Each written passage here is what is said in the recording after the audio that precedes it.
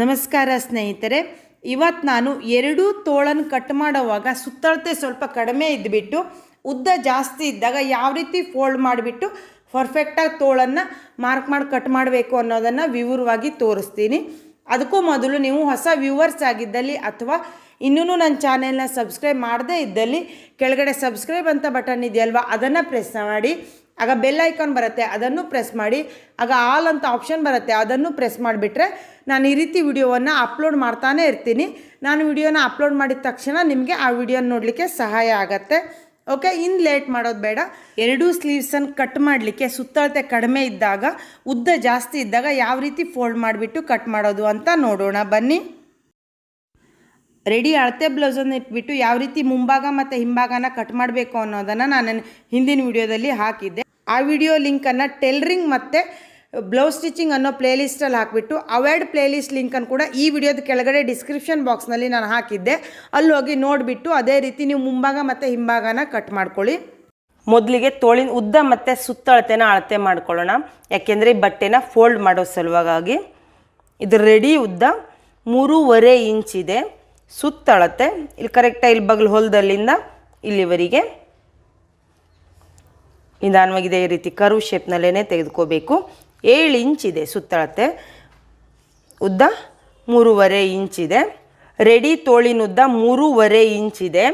ಹೊಲಿಲಿಕ್ಕೆ 1 inch extra ಬೇಕಾಗತ್ತೆ. ಅಂದರೆ shoulder ಹತ್ರ ಮಡಿಚು ಹೊಲಿಲಿಕ್ಕೆ ಅರ್ಧ ಇಂಚು, ಅದೇ ರೀತಿ ಕೆಳಗಡೆ ಮಡಿಚು ಹೊಲಿಲಿಕ್ಕೆ ಅರ್ಧ ಇಂಚು ಅಂತ 1 ಇಂಚು ಎಕ್ಸ್ಟ್ರಾಕ್ಕೆ ಮಾರ್ಕ್ ಮಾಡ್ಕೋಬೇಕು. ಈಗ ಇಲ್ಲಿ 1 ಇಂಚ್ ಎಕ್ಸ್ಟ್ರಾಕ್ಕೆ ಮಾರ್ಕ್ ಮಾಡಿದ್ದೀನಲ್ವ, ಇದೇ ಮಾರ್ಕ್ ಮೇಲೆ ಕರೆಕ್ಟಾಗಿ ಹೀಗೆ ಸ್ಟ್ರೇಟ್ ಮಡ್ಚ್ಕೋಬಿಡಿ. ಮತ್ತು ರೆಡಿ ಸುತ್ತಳತೆ 7 ಇಂಚ್ ಬಂದಿದೆ. ಇನ್ನು ನಾವು ಎದೆ ಸುತ್ತಳತೆನಲ್ಲಿ 1.5 ಇಂಚ್ ಆಗುವಷ್ಟು ಹೊಲಿಲಿಕ್ಕೆ ಮಾರ್ಜಿನ್ ತೆಗೆದುಕೊಂಡಿರೋದ್ರಿಂದ ಇಲ್ಲೂ ಕೂಡ 1.5 ಇಂಚ್ ಆಗುವಷ್ಟು ಎಕ್ಸ್ಟ್ರಾ ಮಾರ್ಜಿನ್ ತೆಗೆದುಕೋಬೇಕಾಗತ್ತೆ. ಈಗ ಇಲ್ಲಿ ಎಕ್ಸ್ಟ್ರಾ ಮಾರ್ಜಿನ್ ತೆಗೆದುಕೊಂಡಿರೋ ಜಾಗ ಇದೆಯಲ್ವ, ಇಲ್ಲಿಗೆ ಕರೆಕ್ಟಾಗಿ ಹೀಗೆ ಮಧ್ಯದಲ್ಲಿ ಸ್ಟ್ರೇಟಾಗಿ ಫೋಲ್ಡ್ ಮಾಡ್ಕೊಳ್ಳಿ. ರೆಡಿ ಸ್ಲೀವ್ಸಿನ ಸುತ್ತಳತೆ 7 ಇಂಚ್ ಆಗಿದೆ. ಇಲ್ಲೂ ಕೂಡ ಇನ್ನೊಮ್ಮೆ 7 ಇಂಚ್ಗೆ ನಾನು ಮಾರ್ಕ್ ಮಾಡ್ತೀನಿ. ಕೆಳಗಡೆ ಸುತ್ತಳತೆನ ಆಮೇಲೆ ಮಾರ್ಕ್ ಮಾಡ್ತೀನಿ. ಈಗ 2 ಗೆರೆ ಸಿಗ್ತಲ್ವ, ಪಾಯಿಂಟ್ ಸಿಗ್ತಲ್ವ, ಒಂದು ಸ್ಟ್ರೇಟ್ ಆದ ಗೆರೆನ ಎಳ್ಕೋಬೇಕು. ಉದ್ದ 4.5 ಇಂಚ್ ಇದೆಯಲ್ವ, 4.5 ಇಂಚಿನ ಅರ್ಧ ಅಂದರೆ 2.25 ಇಂಚ್ ಬರುತ್ತೆ. ನೀವು ಬೇಕಾದರೆ ಕನ್ಫ್ಯೂಸ್ ಆದರೆ ಈ ರೀತಿ ಫೋಲ್ಡ್ ಮಾಡಿ ಅರ್ಧನ ಮಾಡ್ಕೊಳ್ಳಿ. ಇಲ್ಲಿ ಅರ್ಧಕ್ಕೆ ಮಾರ್ಕ್ ಮಾಡಿದ್ನಲ್ವ, ಇಲ್ಲಿಂದ ಇಲ್ಲಿಗೆ ಅಂದರೆ ಇದು ಪೂರ್ತಿ ಉದ್ದ ಆಗಿದೆ. ಇದು ಕೆಳಗಡೆ ಬಗ್ಲ ಕಡೆ ಬರುತ್ತೆ, ಇದು ಮೇಲ್ಗಡೆ ಬರುತ್ತೆ. ಇಲ್ಲಿಂದ ಇಲ್ಲಿ ಒಂದು ಕ್ರಾಸ್ ಆದ ಗೆರೆನ ಎಳ್ಕೊಳ್ಳಿ.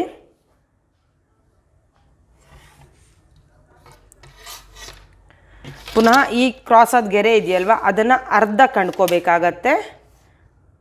ನೋಡಿ 7.25 ಇಂಚ್ ಇದೆ.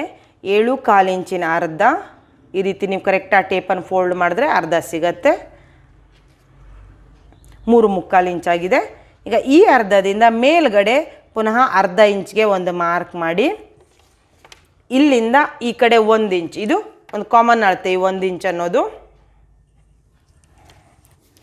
ಈ ಪಾಯಿಂಟ್ ಮತ್ತು ಈ ಪಾಯಿಂಟ್ಗೆ ಒಂದು ಕ್ರಾಸ್ ಆದ ಸ್ಟ್ರೇಟ್ ಆದ ಗೆರೆನ ಎಳೀರಿ. ಅಂದರೆ ಡೈರೆಕ್ಟ್ ನೀವು ಕೈನಲ್ಲಿ ಗೆರೆ ಎಳಿಬೇಡಿ, ಸ್ವಲ್ಪ ಕರ್ವ್ ಆಗಿಬಿಡತ್ತೆ. ಸ್ಕೇಲ್ ಅಥವಾ ಟೇಪಿನ ಸಹಾಯದಿಂದ ಗೆರೆನ ಎಳೀರಿ. ಈಗ ಈ ಪಾಯಿಂಟ್ ಮತ್ತು ಈ ಪಾಯಿಂಟ್ಗೆ ಕೈನಲ್ಲೇ ಫ್ರೀ ಹ್ಯಾಂಡ್ನಲ್ಲಿ ಸ್ವಲ್ಪ ಈ ಕರ್ವ್ ರೀತಿಯಲ್ಲಿ ಶೇಪ್ ಕೊಡಿ.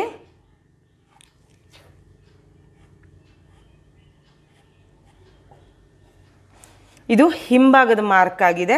ಎಕ್ಸ್ಟ್ರಾ ಮಾರ್ಜಿನ್ಗೆ ಮುಂಭಾಗನೂ ಮಾರ್ಕ್ ಮಾಡಾದಮೇಲೆ ಹಾಕೋಣ. ಇಲ್ಲಿ ಅರ್ಧ ಈ ಕ್ರಾಸ್ ಗೆರೆನ ಅರ್ಧ ಇಲ್ಲಿ ಮಾಡಿದ್ವಲ್ವ, ಈ ಅರ್ಧದಿಂದ ಇಲ್ಲಿಗೆ ಮತ್ತೆ ಅರ್ಧ ಮಾಡ್ಕೋಬೇಕು. 3.5 ಇಂಚಾಗಿ ಒಂದು ಗೆರೆ ಬಂದಿದೆ ನೋಡಿ. ಈ ರೀತಿ ಫೋಲ್ಡ್ ಮಾಡಿದಾಗ ಇಲ್ಲಿ ಬರುತ್ತೆ, ಅಂದರೆ 1.25 ಇಂಚ್ ಆದಾಗ ಆಗುತ್ತೆ. ಇಲ್ಲಿಂದ ಕೆಳಗಡೆ 1/4 ಇಂಚಿಗೆ ಮಾರ್ಕ್ ಮಾಡಬೇಕಾಗತ್ತೆ. ನಾನು ಇನ್ನೊಮ್ಮೆ ಹೇಳ್ತೀನಿ ನೋಡಿ. ಪುನಃ ಈ ಕ್ರಾಸ್ ಗೆರೆ ಏನಿದೆಯಲ್ವ ಫಸ್ಟ್ ಹಾಕಿರೋದು, ಅದರ ಅರ್ಧ ಮಾಡಿ ಇಲ್ಲಿ ಮಾರ್ಕ್ ಬಂದಿರೋದಕ್ಕೆ ಇಲ್ಲಿ ಮೇಲ್ಗಡೆ ಅರ್ಧ ಇಂಚಿಗೆ ಮಾರ್ಕ್ ಮಾಡಬೇಕು. ಇದು ಹಿಂಭಾಗಕ್ಕೆ. ಮುಂಭಾಗಕ್ಕೆ ಮಾರ್ಕ್ ಮಾಡೋವಾಗ ಈ ಅರ್ಧದಿಂದ ಕೆಳಗಡೆ ಭಾಗದಿಂದ ಪುನಃ ಅರ್ಧ ಮಾಡಿಬಿಟ್ಟು ಇಲ್ಲಿಂದ 1/4 ಇಂಚ್ಗೆ ಮಾರ್ಕ್ ಮಾಡಿದ್ರೆ ಸಾಕಾಗತ್ತೆ. ನಿಮಗೆ ಇದು ಕನ್ಫ್ಯೂಸ್ ಆಗಿದೆ ಅಂದರೆ ಈ ವಿಡಿಯೋನ ಪುನಃ ಬುಡದಿಂದ ನೋಡಿ. ಈಗ ಇಲ್ಲೊಂದು ಪಾಯಿಂಟ್ ಸಿಕ್ತು, ಇಲ್ಲೊಂದು ಪಾಯಿಂಟ್ ಸಿಕ್ತು, ಇದು ನಂತರ ಇದಿಷ್ಟು ಪಾಯಿಂಟನ್ನು ಕೈನಲ್ಲೇ ಫ್ರೀ ಹ್ಯಾಂಡ್ ರೀತಿಯಲ್ಲಿ ಸೇರಿಸಬೇಕಾಗತ್ತೆ. ಈಗ ಇಲ್ಲಿ ಬರಬೇಕು, ಇಲ್ಲಿಂದ ಇಲ್ಲಿಗೆ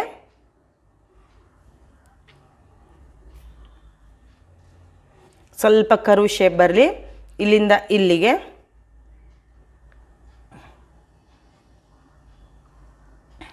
ಇಲ್ಲಿಗೆ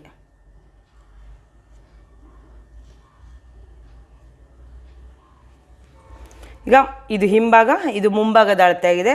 ಇದು ಎಕ್ಸ್ಟ್ರಾ ಮಾರ್ಜಿನ್ ಆಗಿದೆ. ಇಲ್ಲಿ ನೀವು ಎರಡು ಅಂದರೆ ಹಿಂಭಾಗ ಮತ್ತು ಮುಂಭಾಗದ ಗೆರೆ ಇಲ್ಲಿ ಜಾಯಿಂಟ್ ಆಗಿದೆಯಲ್ವ, ಇಲ್ಲಿಂದ ಸ್ಟ್ರೇಟಾಗಿ ಹೀಗೆ ಗೆರೆನ ಎಳೆದು ಬಿಡಿ. ಈಗ ಕೆಳಗಡೆ ಸುತ್ತಳತೆನ ನೋಡೋಣ. ಕರೆಕ್ಟಾಗಿ ಇಲ್ಲಿ ಹೊಲದಲ್ಲಿಂದ ಇಲ್ಲಿವರೆಗೆ ಅಳತೆಯನ್ನು ತೆಗೆದುಕೊಳ್ಬೇಕು. 4.5 ಇಂಚ್ ಬಂದಿದೆ. ಇದನ್ನು ಬೇಕಾದ್ರೆ ನೀವು ಡೈರೆಕ್ಟಾಗಿ ಹೀಗೆ ಸ್ಲೀವ್ಸನ್ನೇ ಇಟ್ಕೋಬೋದು. ನೋಡಿ ಈ ರೀತಿ ಕರೆಕ್ಟಾಗಿ ಇಲ್ಲಿ ಏನು ಹೊಲಿದಿದ್ದೀವಲ್ವ ಅಲ್ಲಿಗೇ ಒಂದು ಮಾರ್ಕನ್ನು ಮಾಡ್ಕೊಳ್ಳಿ. ಇಲ್ಲಿಂದ ಪುನಃ 1.5 ಇಂಚ್ ಎಕ್ಸ್ಟ್ರಾ ಹೊಲಿಲಿಕ್ಕೆ ಮಾರ್ಜಿನ್ ಅಂತ ಮಾರ್ಕ್ ಮಾಡ್ಕೋಬೇಕು. ನೀವು ಬೇಕಾದ್ರೆ ಇಲ್ಲಿಂದ ಈಗ ಏನು ನಾವು ರೆಡಿ ಸ್ಲೀವ್ಸನ್ನು ಅಳತೆ ಮಾಡಿದ್ವಲ್ವ ಅದನ್ನು ಅಳತೆ ಮಾಡಿದ್ರೂ ಕೂಡ 4 ಇಂಚೇ ಬರುತ್ತೆ. ಈಗ ಇಲ್ಲಿಂದ ಇಲ್ಲಿಗೆ ಕ್ರಾಸ್ ಆದ ಗೆರೆನ ಎಳೆಯೋಣ.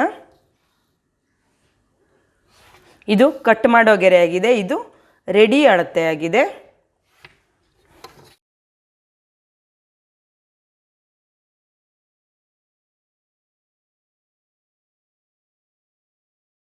ಈಗ ಮುಂಭಾಗ ಅಂದರೆ ಮೇಲ್ಗಡೆ 2 ಪದರ ಇದೆಯಲ್ವ ಅದನ್ನು ಮಾತ್ರ ತೆಗೆದುಕೊಂಡು ಬಿಟ್ಟು ಇಲ್ಲಿ ಮುಂಭಾಗಕ್ಕೆ ಮಾರ್ಕ್ ಮಾಡಿದ್ವಲ್ವ ಅದನ್ನು ಕಟ್ ಮಾಡ್ಕೋಬೇಕು. ನೀವು ಈ ರೀತಿ ಕಟ್ ಮಾಡೋವಾಗ ಕರೆಕ್ಟಾಗಿ ನೋಡ್ಕೊಳ್ಳಿ, 2 ಪದರ ಬಂದಿದೆಯೋ 3 ಪದರ ಬಂದಿದೆಯೋ ಅಂತ ಕನ್ಫ್ಯೂಸ್ ಆಗಿಬಿಟ್ಟು ಕೆಳಗಡೆದು ಕೂಡ 1 ಪದರ ಬಂದುಬಿಡತ್ತೆ. ಈಗ ಇಲ್ಲಿ ಮಧ್ಯೆ ಇದೆಯಲ್ವ ಫೋಲ್ಡ್ ಮಾಡಿದ್ದೀವಲ್ವ ಇಲ್ಲೊಂದು ಹೀಗೆ ಕಟ್ ಮಾರ್ಕ್ ಮಾಡ್ಕೊಳ್ಳಿ. ನೋಡಿ ಸ್ಲೀವ್ಸ್ ರೆಡಿಯಾಗಿದೆ. ಈಗ ಇಲ್ಲಿ ನಿಮ್ಗೆ ಹೊಲಿಯುವಾಗ ಸುಲಭ ಆಗಲಿ ಅಂತ ಏನು ಮುಂಭಾಗಕ್ಕೆ ಕಟ್ ಮಾಡಿದ್ವಲ್ವ ಎಕ್ಸ್ಟ್ರಾನ ಅಲ್ಲಿ ಈ ರೀತಿ ಮಾರ್ಕ್ ಮಾಡ್ಕೊಳ್ಳಿ. ಅಂದರೆ ಈ ರೀತಿ ಮಾರ್ಕ್ ಇರೋ ಜಾಗ ಹೊಲಿಬೇಕು, ಮುಂಭಾಗದಲ್ಲಿ ಹೊಲಿಬೇಕು ಅಂತ. ಇನ್ನು ಇಲ್ಲಿ ಜಾಯಿಂಟ್ ಇದೆಯಲ್ವ ಈ ಜಾಯಿಂಟನ್ನು ಕಟ್ ಮಾಡಿಬಿಡೋಣ. ಹೀಗೇ ಇಟ್ಬಿಟ್ಟು ಕೂಡ ಹೀಗೆ ಕಟ್ ಮಾಡ್ಕೋಬೋದು, ಅಥವಾ ನಿಮಗೆ ಈ ರೀತಿ ಕನ್ಫ್ಯೂಸ್ ಆಗುತ್ತೆ ಅಂದರೆ ಹೀಗೆ ಓಪನ್ ಮಾಡಿದ್ರೆ ಇಲ್ಲಿ ಗೆರೆ ಕಾಣಿಸುತ್ತೆ ನೋಡಿ ಫೋಲ್ಡ್ ಮಾಡಿದ್ದು. ಇನ್ನೂ ಕನ್ಫ್ಯೂಸ್ ಆಗುತ್ತೆ ಅಂದರೆ ಈ ರೀತಿ ಸ್ಕೇಲ್ ಇಟ್ಟು ಒಂದು ಸ್ಟ್ರೇಟ್ ಆದ ಗೆರೆನ ಎಳ್ಕೊಳ್ಳಿ. ಈ ಗೆರೆ ಮೇಲೇ ಕಟ್ ಮಾಡ್ಕೊಳ್ಳಿ.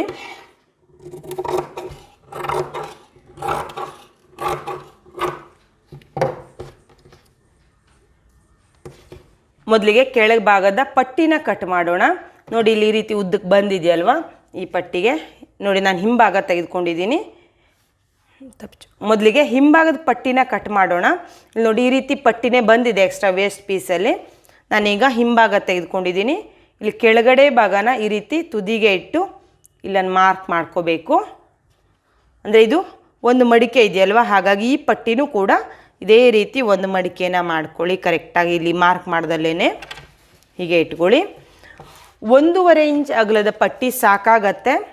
ಅಂದರೆ ಹೊಲಿಲಿಕ್ಕೆ 1/2 ಇಂಚು ಮತ್ತು ಕೆಳಗಡೆ ಸ್ವಲ್ಪ ಮಡ್ಚು ಹೊಲಿಲಿಕ್ಕೆ 1/4 ಇಂಚ್ ಬೇಕಾಗತ್ತೆ.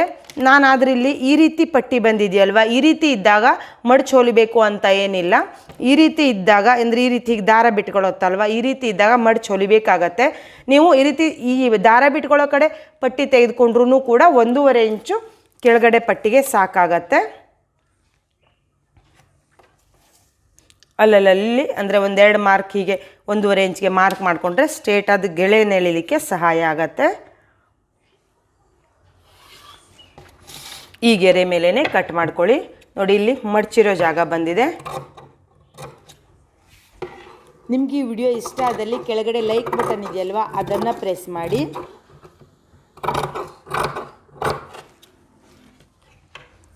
ಈಗ ಕೊರಳಿನ ಪಟ್ಟಿ ಯಾವಾಗಲೂ ಕ್ರಾಸ್ ಪೀಸಲ್ಲಿ ತೆಗೆದುಕೋಬೇಕಾಗತ್ತೆ. ಕ್ರಾಸ್ ಪೀಸ್ ಅಂದರೆ ನೋಡಿ ಈ ರೀತಿ ಬಟ್ಟೆನಿಟ್ಟಾಗ ಹೀಗೆ ಒಂದು ಬೆರಳಲ್ಲಿ ಹೀಗೆ ಎಳೀರಿ. ಅಂದರೆ ಈ ಕಡೆ ಬೆರಳಿಂದ ಈ ಕಡೆ ಎಳೀರಿ, ಈ ಕಡೆ ಬೆರಳಲ್ಲಿ ಈ ಕಡೆ ಎಳೀರಿ, ಹೀಗೆ ಬರುತ್ತೆ. ಇದು ಸ್ಟ್ರೇಟ್ ಪೀಸ್ ಆಗಿದೆ. ಕ್ರಾಸ್ ಪೀಸ್ ಅಂದರೆ ನೋಡಿ ಈ ರೀತಿ ಕ್ರಾಸಾಗಿ ಎಳೆದಾಗ ಈ ರೀತಿ ನೆರಿಗೆಗಳು ಬರುತ್ತೆ. ಹೀಗೆ ನೆರಿಗೆ ಬಂದರೆ ಇದು ಕ್ರಾಸ್ ಪೀಸ್ ಆಗಿದೆ. ಅಂದರೆ ಈ ರೀತಿ ಪಟ್ಟಿನ ತೆಗೆದುಕೊಳ್ಬೇಕು. ಈ ರೀತಿ ಪಟ್ಟಿ ಸ್ಟ್ರೇಟಾಗಿರೋ ಪಟ್ಟಿನ ತೆಗೆದುಕೊಂಡ್ರೆ ಕೊರಳು ಅಷ್ಟು ನೀಟಾಗಲ್ಲ. ಹಾಗಾಗಿ ನಾನು ಇಲ್ಲಿಗ ಹೀಗೆ ಕ್ರಾಸಾಗಿ ಇಟ್ಕೋತೀನಿ. ಒಂದು ಸ್ಟ್ರೇಟ್ ಗೆರೆನ ಎಳ್ಕೋಬೇಕು. ನೀವು ಇದು ಕೂಡ 1.5 ಇಂಚ್ಗೆ ಅಲ್ಲಲ್ಲಿ ಮಾರ್ಕ್ ಮಾಡ್ಕೊಳ್ಳಿ. ನಿಮಗೆ ಪ್ರಾಕ್ಟೀಸ್ ಇದೆ ಅಂತಾದರೆ ಈ ಮಾರ್ಕ್ ಬೇಕಾಗಲ್ಲ. ಅಂದಾಜಿ 1.5 ಇಂಚ್ಗೆ ಕಟ್ ಮಾಡ್ತಾ ಹೋಗ್ಬೋದು. ಬಿಗ್ನರ್ಸ್ ಇದ್ದಾಗ ಈ ರೀತಿ ಮಾರ್ಕ್ ಮಾಡ್ಕೊಂಡ್ಬಿಟ್ಟು ಒಂದು ಸ್ಟ್ರೇಟ್ ಆದ ಗೆರೆನ ಎಳ್ಕೊಳ್ಳಿ. ಸ್ಕೇಲ್ ಬೇಕಾದರೂ ಉದ್ದ ಸ್ಕೇಲ್ ಇದ್ದರೆ ಉದ್ದ ಸ್ಕೇಲ್ ತೆಗೆದುಕೊಳ್ಳಿ, ಇಲ್ಲಾಂದರೆ ಈ ರೀತಿ ಟೇಪನ್ನು ಇಟ್ಬಿಟ್ಟು ಗೆರೆನ ಎಳ್ಕೊಳ್ಳಿ. ಡೈರೆಕ್ಟಾಗಿ ಕೈನಲ್ಲೇ ಗೆರೆ ಎಳೆದ್ಬಿಟ್ರೆ ಸ್ವಲ್ಪ ಶೇಪ್ ಅಂದರೆ ಕರ್ವೆಲ್ಲ ಆಗೋ ಸಾಧ್ಯತೆ ಇರುತ್ತೆ. ನಂತರ ಇನ್ನೊಂದು ಪಟ್ಟಿನೂ ಬೇಕಾಗತ್ತೆ, ಅಂದರೆ ಇಷ್ಟು ಉದ್ದ ಸಾಲಲ್ಲ ಮುಂಭಾಗ ಮತ್ತು ಹಿಂಭಾಗ ಎರಡಕ್ಕೂ ಕೂಡ. ಪುನಃ ನಾನು 1.5 ಇಂಚಿಗೆ ಅಲ್ಲಲ್ಲಿ ಮಾರ್ಕ್ ಮಾಡ್ಕೊಂಡ್ಬಿಟ್ಟು ಸ್ಟ್ರೇಟ್ ಆದ ಗೆರೆನ ಎಳ್ಕೊತೀನಿ.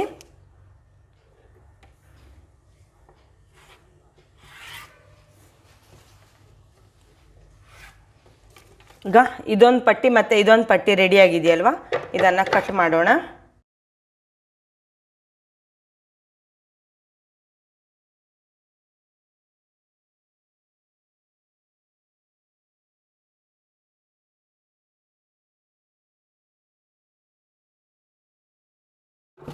ಕೋಲ್ ಪಟ್ಟಿ ರೆಡಿ ಆಯಿತು. ಈಗ ಕಾಜಿನ ಪಟ್ಟಿನ ಕಟ್ ಮಾಡೋಣ. ಕಾಜಿನ ಪಟ್ಟಿಗೆ 4.5 ಇಂಚ್ ಅಗಲದ ಪಟ್ಟಿ ಬೇಕಾಗತ್ತೆ. 4.5 ಇಂಚಿಗೆ 2 ಮಾರ್ಕನ್ನು ಮಾಡ್ಕೊಳ್ಳಿ. ನಿಮಗೆ ಅಂದಾಜಿದೆ ಅಂದರೆ ಪ್ರಾಕ್ಟೀಸ್ ಇದೆ ಅಂತ ಆದಲ್ಲಿ ಡೈರೆಕ್ಟಾಗಿ ಅಂದಾಜಿಗೆ ಕಟ್ ಮಾಡ್ಬೋದು. ಬಿಗ್ನರ್ಸ್ ಇದ್ದಲ್ಲಿ ಈ ರೀತಿ ಗೆರೆನ ಎಳ್ಕೊಂಡ್ಬಿಟ್ಟು ಕಟ್ ಮಾಡ್ಕೊಳ್ಳಿ. ಇದು ನಿಮಗೆ ಎಷ್ಟು ಉದ್ದದ ಪಟ್ಟಿ ಬೇಕು ಅಂತ ಕನ್ಫ್ಯೂಸ್ ಆಗುತ್ತೆ ಅಂತ ಆದರೆ ಇಲ್ಲಿದೆಯಲ್ವ, ಈ ರೆಡಿ ಬ್ಲೌಸ್ ಇದೆಯಲ್ವ, ಇದನ್ನು ಇಟ್ಕೊಳ್ಳಿ. ಇದು ಕೆಳಗಡೆ ಒಂದು ಅರ್ಧ ಇಂಚ್ ಹೆಚ್ಚಿಗೆ ಬೇಕಾಗತ್ತೆ, ಮೇಲ್ಗಡೆ ಕೂಡ ಅರ್ಧ ಇಂಚ್ ಹೆಚ್ಚಿಗೆ ಬೇಕಾಗತ್ತೆ. ನೋಡಿ ನಾನೀಗ ಇಲ್ಲಿ ಕೆಳಗಡೆ ಅರ್ಧ ಇಂಚ್ ಹೆಚ್ಚಿಗೆ ಇಟ್ಕೊಂಡಿದ್ದೀನಿ, ಇಲ್ಲಿವರೆಗೆ ಬೇಕಾಗಿದೆ. ಈಗ ಇಲ್ಲೂ ಕೂಡ ಅರ್ಧ ಇಂಚ್ ಎಕ್ಸ್ಟ್ರಾಕ್ಕೆ ಹೀಗೆ ಮಾರ್ಕ್ ಮಾಡ್ತೀನಿ. ನೋಡಿ ಅಂದರೆ ಇಷ್ಟು ಉದ್ದದ ಪಟ್ಟಿ ಬೇಕಾಗತ್ತೆ. ಒಂದು ಸ್ಟ್ರೇಟ್ ಆದ ಗೆರೆನ ಎಳ್ಕೊಳ್ಳಿ ಹೀಗೆ. ಈಗ ಇದಿಷ್ಟು ದೊಡ್ಡ ಪಟ್ಟಿ ಕಾಜಿನ ಪಟ್ಟಿಗೆ ಬೇಕಾಗತ್ತೆ.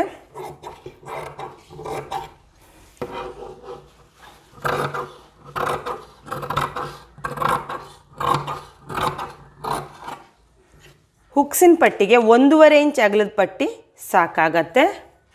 ಅಂದರೆ ಜಾಯಿಂಟ್ ಮಾಡಲಿಕ್ಕೆ, ಮುಂಭಾಗಕ್ಕೆ ಜಾಯಿಂಟ್ ಮಾಡಲಿಕ್ಕೆ 1/4 ಇಂಚ್ ಸಾಕು. ಅದೇ ರೀತಿ ಈ ರೀತಿ ದಾರ ಬಿಟ್ಗಳತ್ತೆ ಅಂತ ಫೋಲ್ಡ್ ಮಾಡಲಿಕ್ಕೆ 1/4 ಇಂಚು, 1 ಇಂಚ್ ಅಗಲದ ಪಟ್ಟಿ ಸಿಗತ್ತೆ.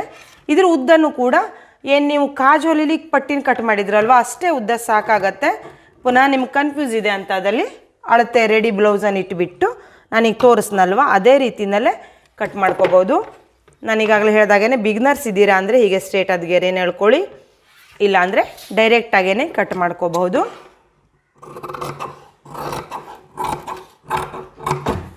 ಒಂದೇ ಯೋಗ ಪಟ್ಟಿನ ಕಟ್ ಮಾಡಿದ್ವು ಅಲ್ವಾ, ಈಗ ಇನ್ನೊಂದು ಮಾಡೋಣ.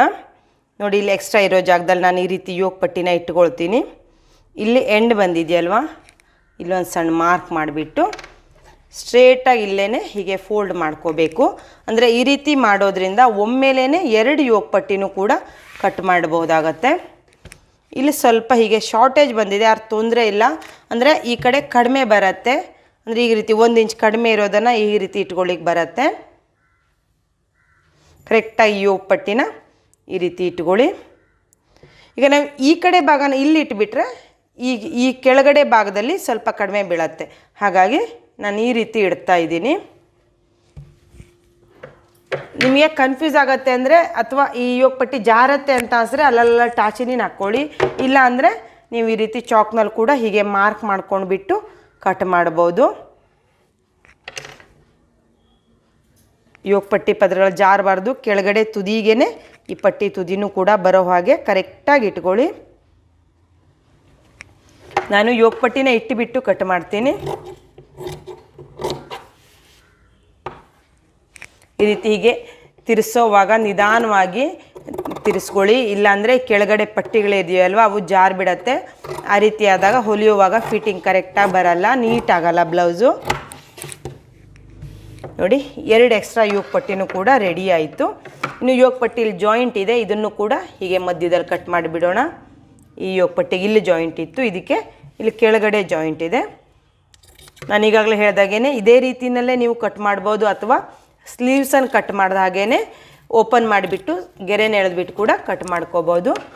ಈ ವಿಡಿಯೋದಲ್ಲಿ ಸುತ್ತಳತೆ ಕಡಿಮೆ ಇದ್ದಾಗ, ಉದ್ದ ಜಾಸ್ತಿ ಇದ್ದಾಗ ಯಾವ ರೀತಿ ಫೋಲ್ಡ್ ಮಾಡಿಬಿಟ್ಟು ಸ್ಲೀವ್ಸನ್ನು ಕಟ್ ಮಾಡಬೇಕು, ನಂತರ ಯೋಗ ಪಟ್ಟಿ, ಬೆನ್ನಿನ ಪಟ್ಟಿ, ಕಾಜುಗುಂಡಿ ಪಟ್ಟಿ ಮತ್ತು ಕೊರಳು ಪಟ್ಟಿ ಇದಿಷ್ಟನ್ನು ಹೇಗೆ ಕರೆಕ್ಟಾಗಿ ಕಟ್ ಮಾಡಬೇಕು ಅನ್ನೋದನ್ನು ವಿವರವಾಗಿ ತೋರಿಸಿದ್ದೆ.